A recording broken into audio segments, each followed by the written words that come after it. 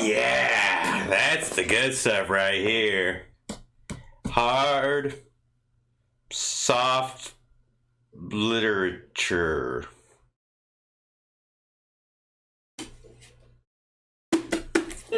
Yeah.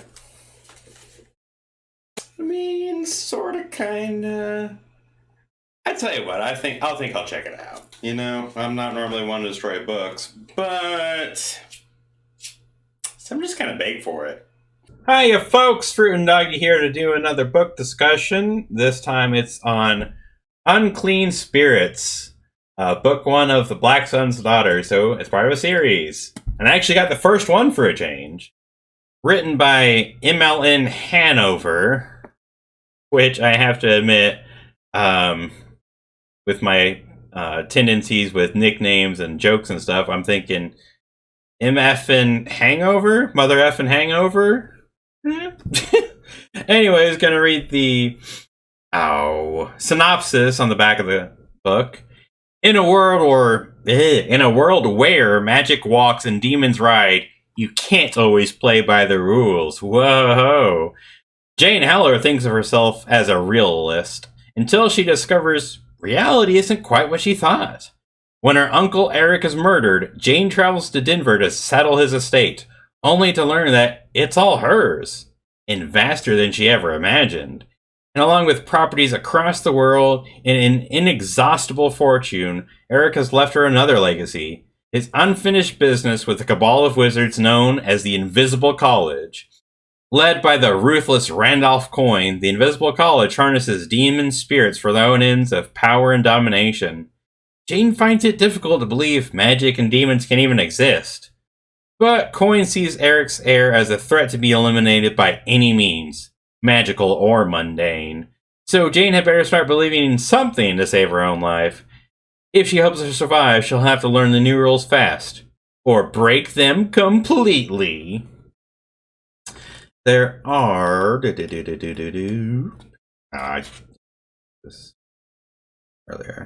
about 350 pages in the book, and it was published 2008. Where to start with this one? I guess I will start on the cover art. This is something that kind of irked me quite a bit when I was considering this book. It sounded interesting enough to pick up. The first book out of a series. Has that science fiction, supernatural sci-fi. Supernatural vibe to it. So I was like, yeah, that could be kind of interesting. It's nice to read something that blends that element with the modern world. And I enjoyed aspects of the book, but it didn't take too long before I started to get kind of annoyed by certain things. But yes, back to the cover. It annoys me when covers like this come along because it's not exactly suggestive, but it's a little... It emphasizes her rear end, you know, in those leather pants, and it's like, okay, I get that it's a girl power book. I don't care who the protagonist is. If it's an interesting premise, it can be a man or a woman, but if it's got that kind of girl power vibe, why are we putting a cover that kind of sexualizes her? I just don't really get that, because as a woman, who in theory, again, if you girl power book could empower women, they'd want to read that sort of book, I would think that would sort of put them off. And as a guy, it's like, I just want to read an interesting book. I don't want to feel like a pervert. It's like, I'm interested in this book. Oh, are you, sir? You're interested in this book? I wonder what part of it is appealing to you. And it's like, I just want to read a book. I don't know. It kind of annoys me.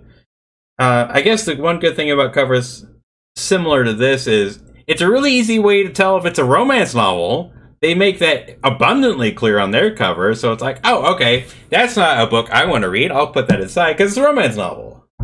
But when it's kind of in that in-between area, and it's like, I guess the whole sex sales thing is the issue here, but I just feel like that doesn't apply so much when it's a book. I'm not reading a book for the sex appeal. Whatever. Anyways, that's just the superficial part, but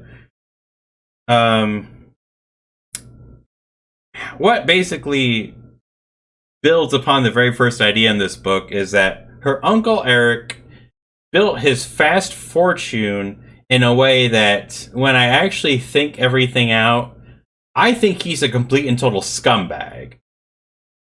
Because, in essence, here's how the setting is kind of portrayed. Where basically, the entire world is completely ignorant to this secondary bit of reality where magic is real, demon possessions, monsters, and terrors. And they can be sort of addressed through basic violence, but actually the only way to truly subdue them and fight back is through very specific charms and hexes and counter spells, things of that nature. You have to have very specific knowledge base and materials in order to fight back. And of course, the vast majority of the world knows nothing about any of this. And it doesn't get into it too terribly deep in just this first book, but I'm sure as it goes through the series, it would bring up all these different kinds of demons and spells and components that might make up kind of different parts of the world, their little mythos and superstitions. But in order to really address this in a way that you would fight back against this evil force competently, you'd have to have a global set of knowledge. You'd have to have an encyclopedia level of knowledge. And so, what this gentleman basically has at his advantage is he knows all of this. He's completely aware of it. He has journals and volumes of resources and references and just general notes.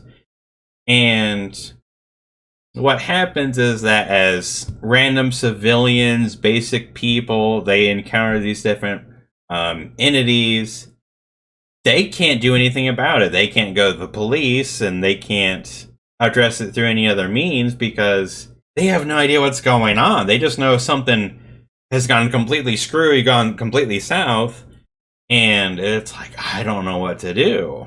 Well, lucky for them, there just happens to be this one guy who has all of the answers, who can take care of all their problems. Excuse me. And who can put their life back to normal. And it's like, oh, okay, so he's a good guy, right? He's fighting against evil, he's helping people out. But then the thing is, he charges an exuberant fee for doing so. So, what I kind of took from all of this is, he gets the benefit of being one of the few people who aren't completely in the dark about what's really going on. He decides and makes the executive decision, no, the rest of the world can't know about this. It wouldn't be better for all of humanity if more people knew about this, if I tried to disseminate this information, because it's their ignorance. It's the fact that they don't even know this exists, let alone how to fight back against it, that makes everybody so incredibly vulnerable. But instead of bringing this all out into the light so people can be aware and know how to ascertain what's going on, deduce how they would address it, counter it, fight back, everybody's in the dark, and then he gets to pick their pocket as he saves their life. It's like, oh, you know what? I saved your hide. Nobody else could have done what I just done. You owe me your life. Pay up a pretty penny for it. And again, you can say it's like, well, he's still doing the right thing, or, you know, maybe it is better if people are in the dark. And I guess you could have a philosophical argument about that, but making himself a billionaire, you know, surrounding himself in great luxury, multiple properties all across the world, and not humble little places, but, you know, flashing the cash, really living it up. I just have a hard time buying that. And again, that's that's an issue with the setting, the kind of the more intricate, as you think about it, part of the book. This does have an issue with the protagonist people, though, because she will, she builds up allies, she meets people that he worked with. She isn't dealing with this matter all by herself. But the issue is, she inherited an incredible, vast fortune. So, as she encounters these different problems, her weakness is her ignorance, because she didn't know anything about this. She's the newcomer to all of these different situations, which is a great plot device for exposition, explaining things to the audience. Is a person not having any idea about what's going on, and so they get to be explained things to, and it feels natural. Yeah, that happens all the time.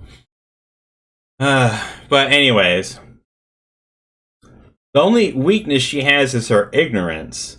But if she needs anything, she's got cash. She's got cash for days. There is nothing, not even, she can get anything, not just that'd be reasonably required in order to do something. She can afford to pay for stuff that'd be completely unreasonable. It's like, wait, you can buy that? Yeah, I got enough money for that. Oh, well, that kind of solves everything, doesn't it? Yeah, kinda.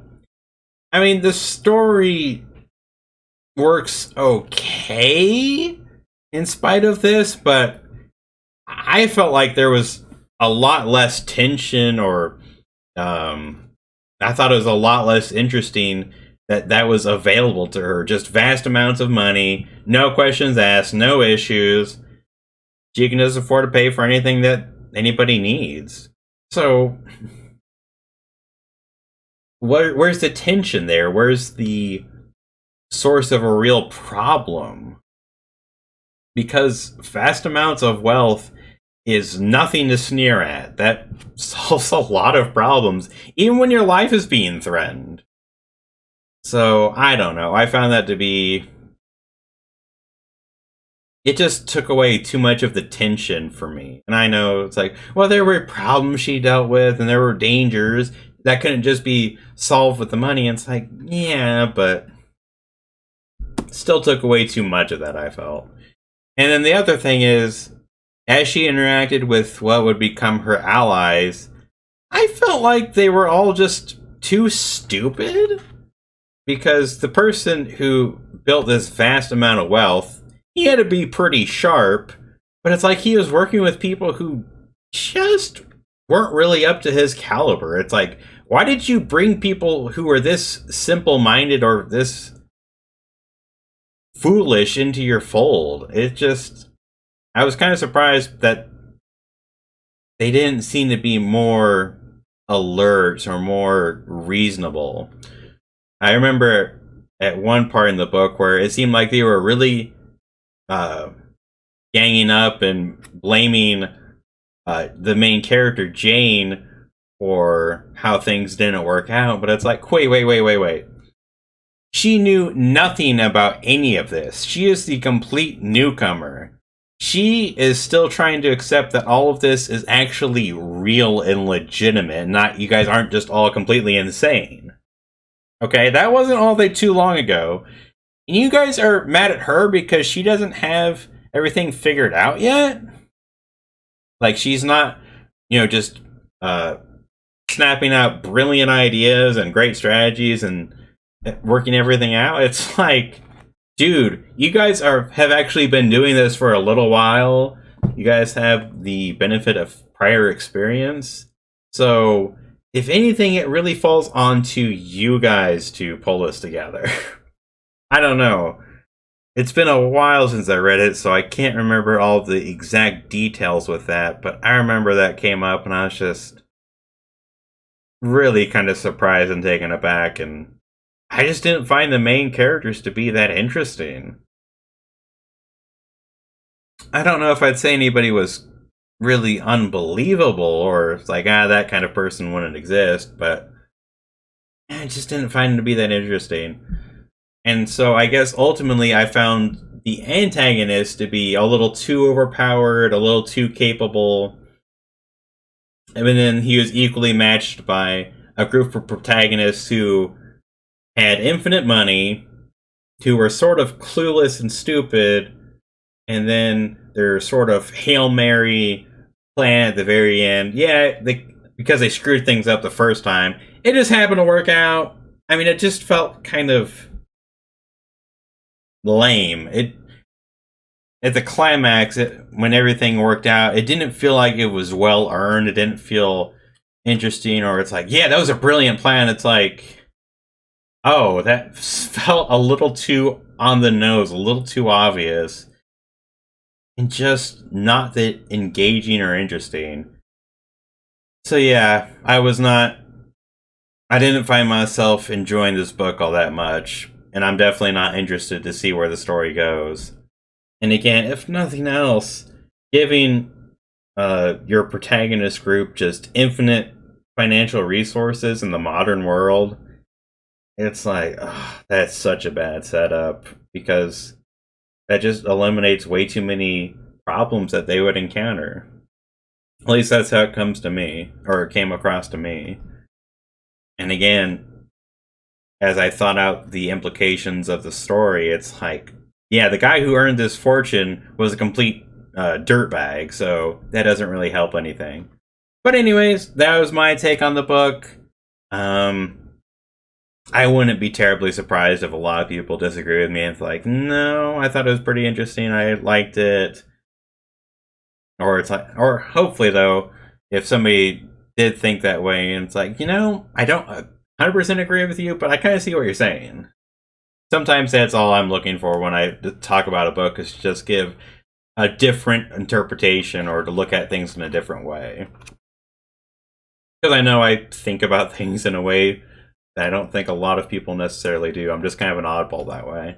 But anyways, I didn't like the book. I'd say burn it. It just kind of sucked, I thought. But I guess it's going to be all for now, folks. I'll see you around later. And as always, Friend Doggy!